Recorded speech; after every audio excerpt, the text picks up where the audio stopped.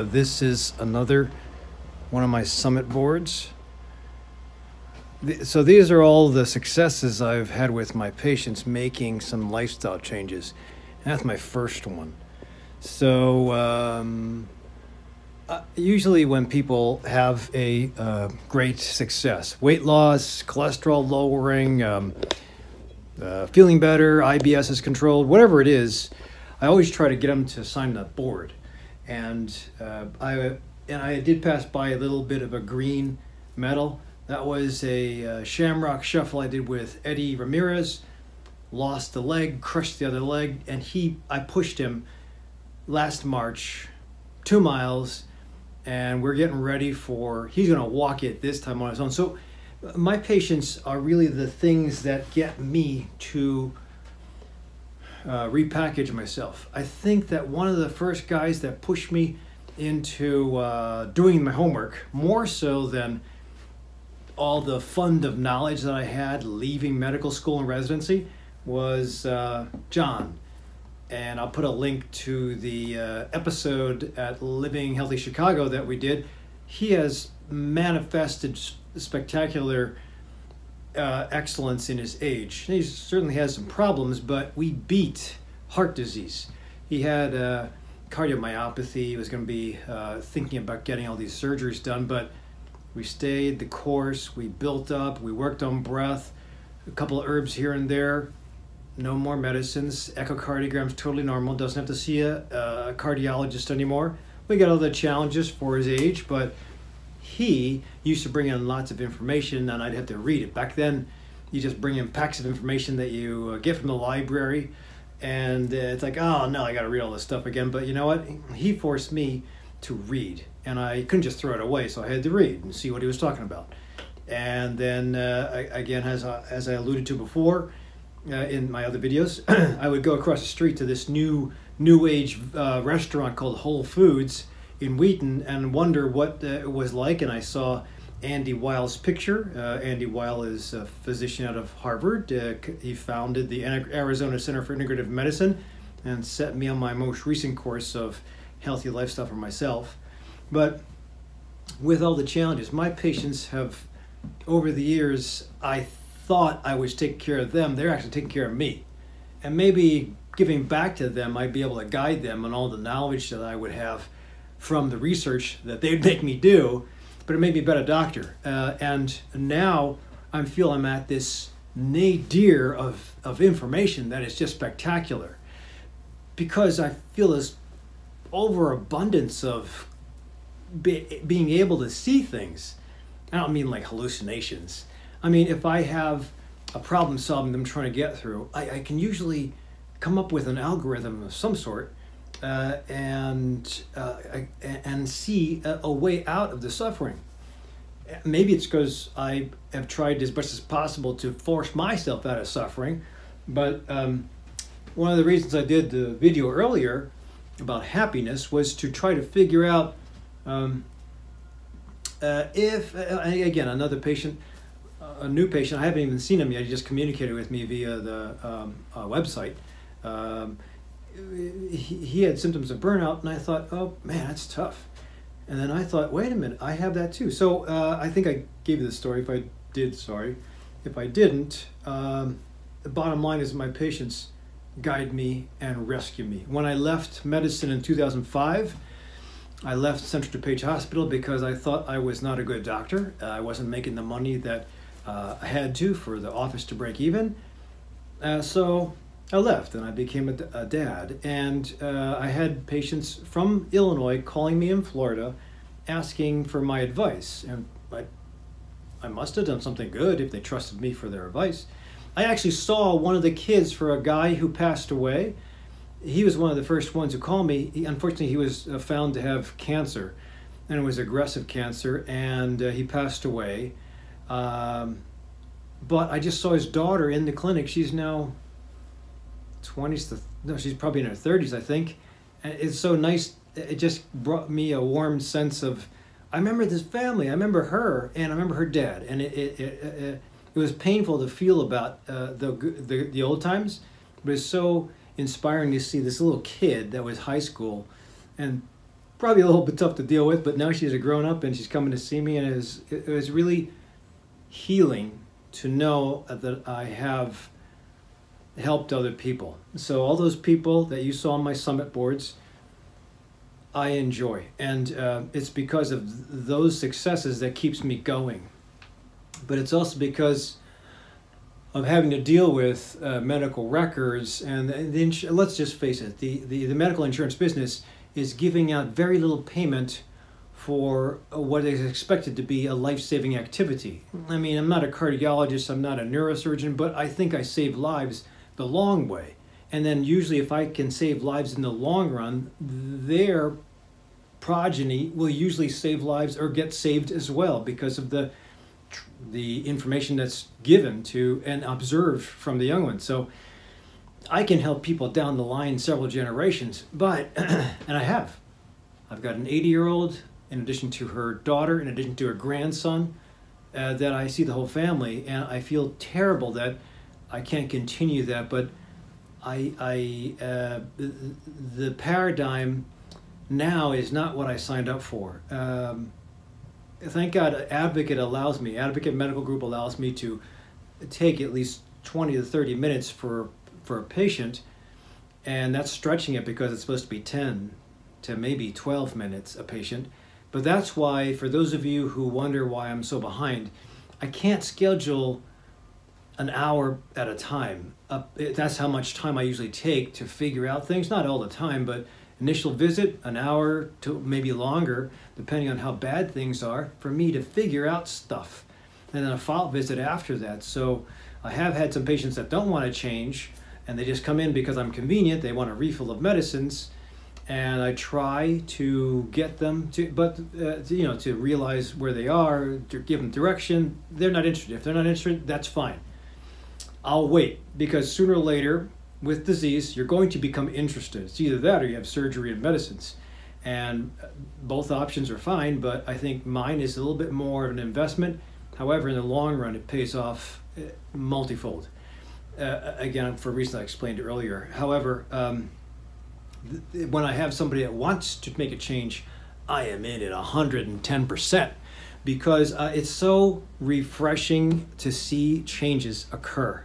To know that I contributed to that change it's so rewarding. So those of you who are my patients, I'm honored that you came to me and you stuck with it, and I am sorry that I have to tell you that I'm not continuing this path now, mostly because I need some time off. I have to find myself, and getting to the point where it's rush, it's not good for me. And if it is affecting my home life and building up more anger, it's only a matter of time before, if it affects home, it's only a matter of time before it affects the way I treat patients in the clinic. When I start to morph the idea of this is not a job, but this is a pain in the ass, I just want to get people out of here. How dare you ask me another question? Which I think a lot of doctors get to that point, because as a patient, I want to ask questions. If it was me or my daughter, I would have all the questions written down beforehand, and let's go down the line. Especially if I have a specialist, I don't know what's going on. But there's a cardiologist I sent my daughter to, and he was in and out of the room. I wasn't there. I wouldn't have stood for that, but he was in and out of the room, and I had ideas, but it's just so screwed up. And I don't think the doctors are to blame. I think that the industry, the medical industry, is reimbursing this much for effort that costs this much. So I'm an employee, like most primary care doctors. How do you stay at least break even when you're being rewarded that for this kind of service? Well, you chop down the service so that the reward is equal to the service. But nobody wants that. That's rude. To be in and out of a room. I remember when I became the team doctor for Orlando. I was down there for a while. I became the team doctor for University of Central Florida. A doctor that was previously there, a sports medicine doctor like myself, I told him I was seeing so many patients in a day. He said, that's kind of okay. And he was proud that he was seeing 30 patients a day. 30 patients in about 8 hours with a lunch break. That's really 10 minutes a patient. And I think that's just damn rude. I could do that in an immediate care center, which I might be doing now. But that's temporary serving somebody until they get into the primary care docs, and then the primary care docs are supposed to lengthen the visit, figure out the root cause, reverse the root cause, take care of any damage from the short-term Band-Aids that were applied, and then fix things so you don't have the issues again. So anybody that tells you they can get you in and out, if you want to play that game, that's fine. I think you'll be on a lot of medicines. I don't think you're going to change the course of your disease process, honestly. You'll be on a lot of medicines. So I think there's benefit to lifestyle change. There's a big investment, but again, it's based on whether you're happy or not. Even if you get medicines taken care of, cholesterol lowered, your bum knee taken care of, your tumor cut out, if you don't have the positive attitude of happiness sprinkled into life, then all those efforts aren't worth it. So what I took away when I tried to pocket my happiness, pocket a couple of positives. Well, my pockets are bulging, mostly because today's a tough day. It's now 9:10. I've been here since 8 o'clock. So I have to get home. Hopefully my son's still awake. But this is typical. So to being in the office for 12 to 13 hours, we can tolerate that. I think people get used to that. However, I can tell you that if I didn't have the wealth of happiness that I got from my patients today, seeing a couple people just do great, or listening to the issues, asking their questions and saying, I got it. It's not that, it's this. And giving somebody a ray of hope. It makes me excited when they start perking up and sitting up at attention and saying, really? There's something else to do? And it makes me try to invest even more. So the happiness I get from that, pocketing positive, keeps me going forward. I'll stay here. Well, I have to pay due respect to my wife, but I'll stay here till I'm finished, until all of my problems are solved, until all the mail is answered. Well, tonight I can't. I'm going home, but hopefully you didn't send me any messages.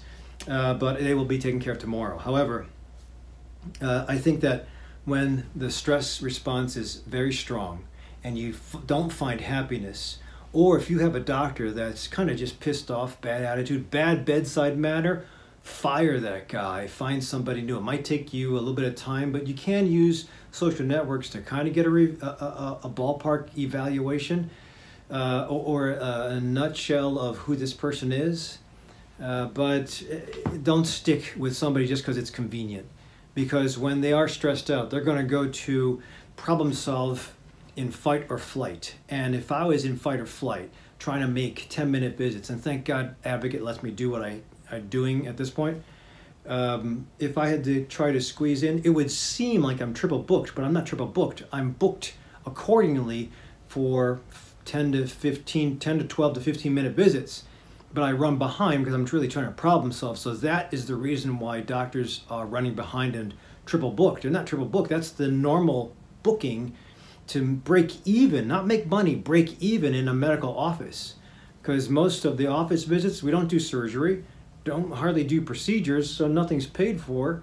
The procedures sometimes get rewarded, like surgical procedures, although they're getting chopped down to bits. But because we only have intellect to discuss and problem solving, the real power is going to be in asking the right questions, because everybody can know all the information, but it takes a wise doctor or healer to figure out how to translate that information that's coming back this way, repackage it, and give a framework of how to get out of suffering. If you're in stress or fight or flight, then you'd be thinking not with your forebrain to abstract thought and problem solve. You'd be thinking with your reptilian brain, which is fight, flight, or freeze. And if I'm in fight or flight, I'm going to give you the easiest thing. Easiest thing is a prescription.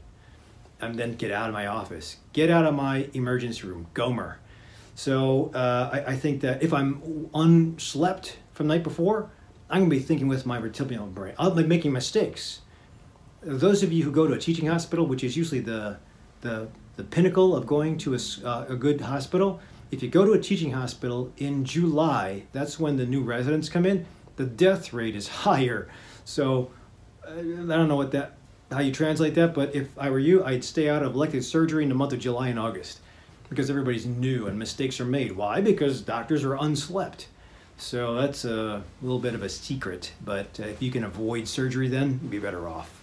I think a lot of us can overdrive the fatigue with coffee. Maybe at night, alcohol. I don't like alcohol. It bloats me up too much. I'll have it for the holidays, but I paid for it for New Year's and Christmas, and no more until maybe Easter or something. But it doesn't serve me, and it makes me wake up in the middle of the night. It gives me a headache the next day. It's certainly nice going down because everybody else is doing it, but it doesn't serve me. And neither does sleepless nights. Neither does binge watching TV on the weekday. I just think that when you can overdrive the fatigue with coffee, you're just going to make faster mistakes. So, and you just need a good night's sleep, which is, hopefully I'll get a good night's sleep tonight because I think I did a good job today. And I'm looking forward to tomorrow, although my future, I don't know, after January 31st, I don't have a job.